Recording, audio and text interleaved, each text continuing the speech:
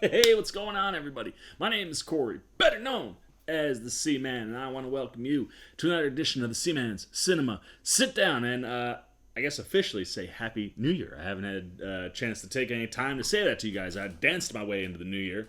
We talked about WandaVision, and let's face facts, we're talking WandaVision. No time to talk about anything but WandaVision.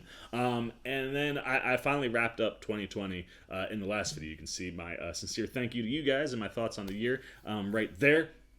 But now we start, kind of shaking off all of the rust of 2020 with the inauguration of Joe Biden this morning. It really feels like we closed the book on 2020 even more so than New Year's Eve did, because some of the crazy seem to spill over into these first 3 weeks, and we'll see where we end up. But now that we've kind of closed that book, I'm pumped to get back to work, man. Things have been crazy for me the first few weeks, specifically at my regular job, and I'm pumped to just sit down and talk about some movies. And ironically, we're going to go backwards. We're going to talk about a 2020 film. This was dropped on Christmas Day in theaters, so it technically qualifies as a 2020 film, and it will 100% be qualifying and be in the mix for all the awards this season. Oh, is this movie damn good. So why don't you pull up a chair, take a seat. We are getting ready to dive in, spoiler-free, into One Night in Miami. And wow, this movie, man, it did some things for me. Specifically for Miss Regina King. And it is fitting that this is a 2020 film, because 2020 just seemed to be the year of directorial debuts, and Regina King comes roaring onto the scene just like all of these other mind-blowingly phenomenal directorial debuts we've seen in the last year. And this movie is just fascinating on so many levels. It's based on a stage play by the same name and written by the same guy who wrote the screenplay here, Kemp Powers. And it kind of chronicles this one night in Miami in 1964, where Cassius Clay defeats Sonny Liston for the World Heavyweight Championship. And instead of going out and, just partying all night long and running amok throughout all of Miami, Cassius Clay comes back to Malcolm X's hotel room with Sam Cooke and Jim Brown for a night of conversation and reflection about themselves, about the world, about where we and they were going. It's a fascinating movie, and specifically for anybody who knows anything, about sports history. Cassius Clay, of course, is Muhammad Ali. When he became Muslim, he changed his name, and he's one of the most polarizing human beings to ever live. I mean, this is a guy who predicted pretty much every fight. Like, he would tell you what round he would knock you out in. He was loud, he was braggadocious, but he was pretty and charismatic and charming. And this is a guy that, for I guess the current generation, the way The Rock is, and the way he can just completely overtake an entire room just by walking into it, that's who Muhammad Ali was, and to an even bigger degree, I think, than The Rock was. And this is a guy, you hear, wait, the night he finally wins the World Heavyweight Championship, that guy didn't go out and party, and it's fact. These four men were at a hotel all night long, and they talked. And I think what Kemp Powers does with the script is just genius, man. It feels like you're a fly on the wall listening to a conversation that nobody else but these four men got to listen to. And knowing where all of them were, they were all at pivotal moments in their life, right? Ali becoming the champ, Malcolm X starting to pull away from the Nation of Islam, Jim Brown on the verge of retiring, and Sam Cooke on the verge of, writing one of his most influential and impactful songs that he had ever written. And then mix into that less than a year from this date, both Malcolm X and Sam Cooke would be dead.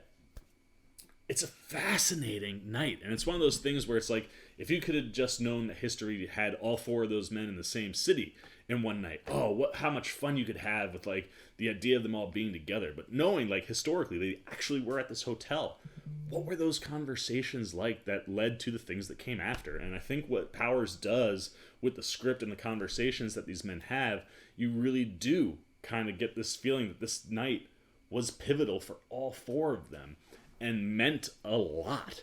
And that in and of itself is just a cool idea, right? After an event like that for Clay, to just have this really powerful, impactful night with three other men that you consider to be friends. And the other thing is that those conversations, while they apply to those men and they apply to that time, I think Powers does a really, really sophisticated job of constructing those conversations in ways that it's really easy to see how they apply to current times, in the current state that we live in.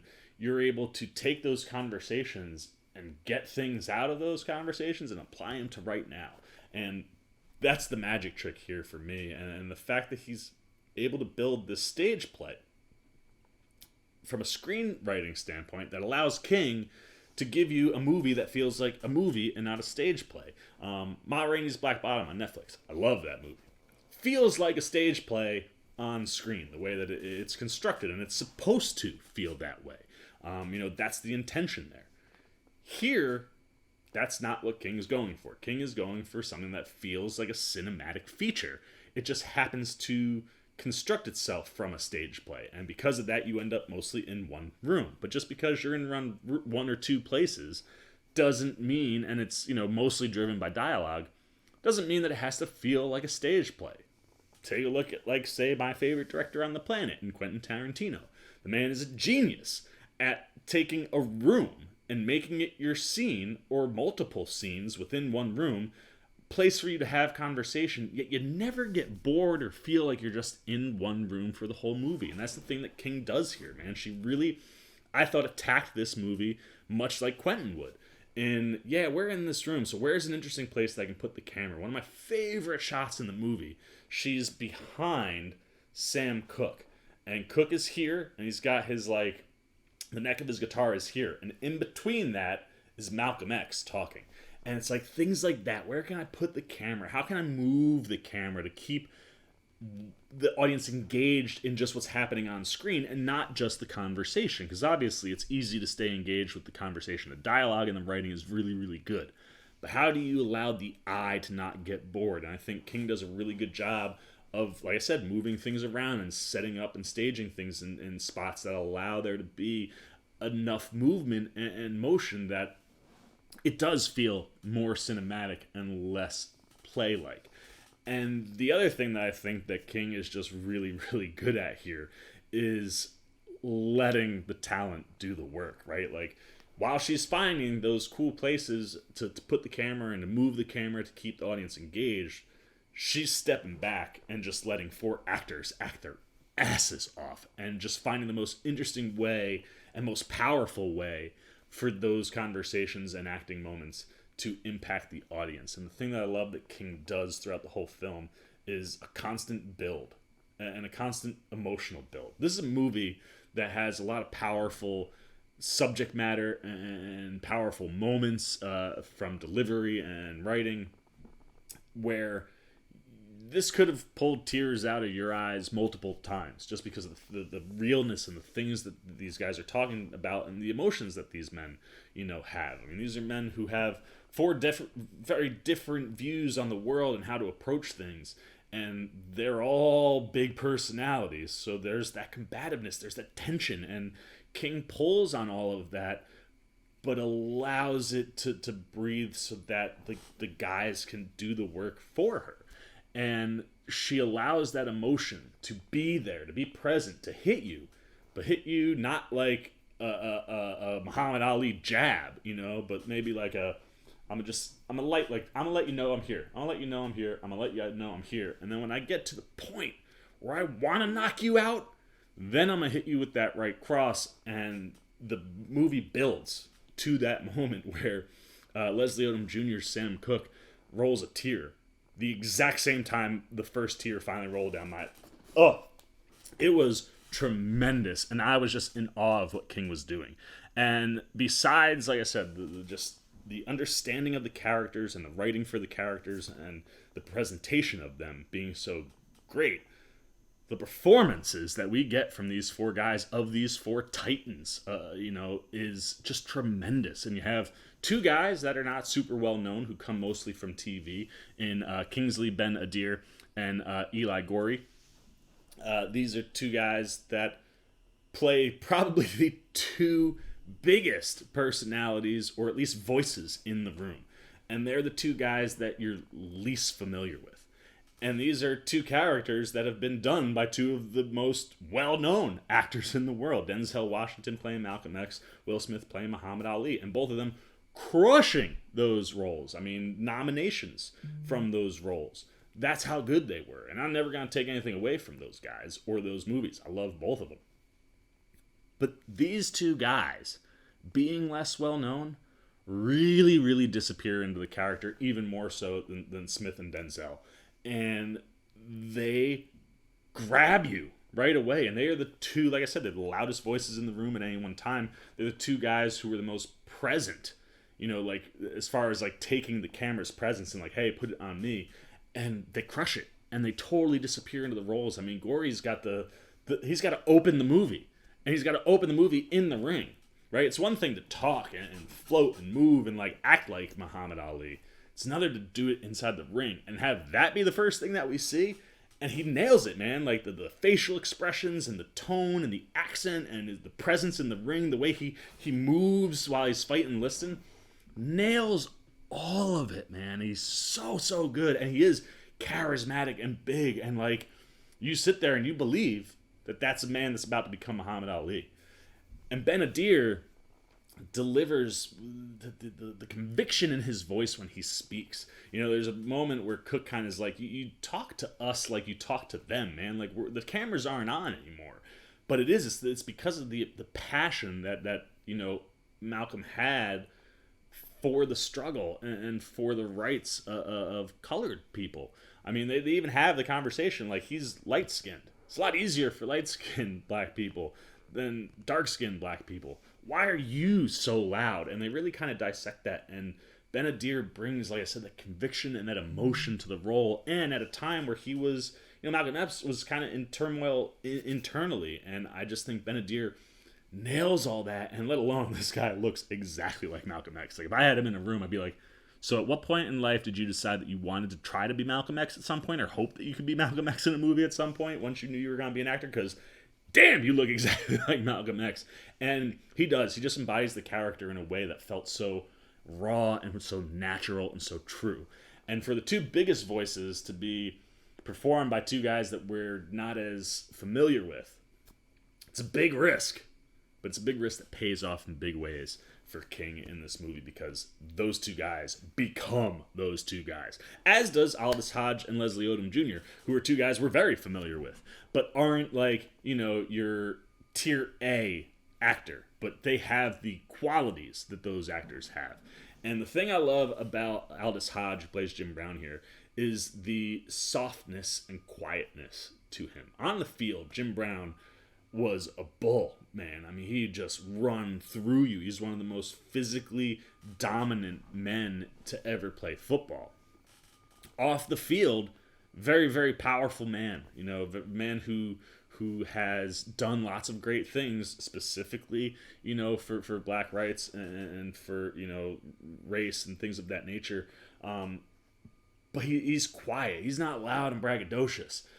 And he can sit back and observe and kind of, like a sponge, soak everything in and then deliver the important things when it's needed. And Hodge nails that element of it. I love the way that King sets him up in rooms and then he's able to execute just that observation of like taking in everything that everybody's talking about and then processing it and then helping kind of level things out when things get heated. And Hodge has that power that Brown has without being the big, loud voice. And then Leslie Odom Jr., I mean, like, the minute he was cast, you were like, yeah, that's genius, man. Like, when I found out that it was Leslie Odom playing Sam Cooke, I was like, yeah, that matches up, man. He's got that just silky, smooth voice. He's got the smile to light up a room, and his delivery, man, like, he also is someone who disappears into the role and really gives you something that feels like Sam Cooke. And the conversations specifically between Cooke and X, I think, are some of the most interesting and most impactful. And like I said, King builds you to that moment where, like, my tear rolled the same time Odom's does, and he delivers in a big way to close this thing out. So For me, One Night in Miami, start to finish, this thing is just a stellar movie. Had I gotten it in before 2020 ended, it probably would have been in my top 10. Because you're talking about just a movie that does all the things I look for in a movie, man. It does interesting things from behind the camera to keep you engaged. It has really, really sharply written, accurately feeling dialogue, and 4 performances that are just captivating to watch for all different kinds of reasons, but also completely encompass the 4 men that these guys are being. And these are 4 big men, 4 big characters to take on, and these 4 dudes stepped into those shoes and knocked it out the ballpark. So there you go, man. Those are all my non-spoiler thoughts on One Night in Miami. Absolutely fantastic. Huge win for Regina King. I think she is a guaranteed lock to be in the conversation for Best Director this year. I think she does some really, really talented things, some really, really interesting things behind the camera. And the fact that, like, you know, the Academy seems to have issues with nominating female directors. This is one that's coming toward the end of the year that hits you here. Expect that to be a thing. Expect these guys to be in the conversation. This is a movie that's got to make some moves toward the end of the year because it's so unbelievably relevant. Like I said, that's the magic trick that you get from Powers, man. It's that I'm going to do this thing that totally works for what it is, but it's got this other thing going on that just allows you to apply it to now and make it, you know, relevant now. And that's exactly what this movie is. So those are all my thoughts. Now the question is, what are you thinking, man? Have you had a chance to check out One Night in Miami? What did you think? Did you think these 4 guys pulled off these 4 roles? Did you think it was a risk that paid off in casting Kingsley Ben-Adir and Eli Gorey to play the 2 most outspoken and largest, you know, personalities in the room? Do you wish that it would have been someone that you were more recognizable with? What did you think of Hodges, Odom Jr., Regina King, the script, just anything you're thinking, good, bad, indifferent about One Night in Miami? And if you haven't seen the film, have we enticed you? Let us know if this is something you'd want to check out. Do all of that down below in the comments section. Look forward to talking to you guys down there. As always, if you enjoyed this video, please give me a thumbs up. And if you're new, you want to come hang out with the old C-Man, anytime we're talking movies, TV, trailer reactions, you haven't yet, you want to come join the party over here at the Cinema Sit-Down, you can do that by jumping over there and joining C-Maniac Nation by hitting that subscribe button. Hit that little bell if you want those alerts. And until next time, for the C-Man's Cinema Sit-Down, I've been C-Man and I'm signing off. Peace! Well, as I live and breathe, you're still here? Check out a video like this one or this one and hit the subscribe button so you can get alerts and check out everything the C-Man's got at the Cinema Sit-Down.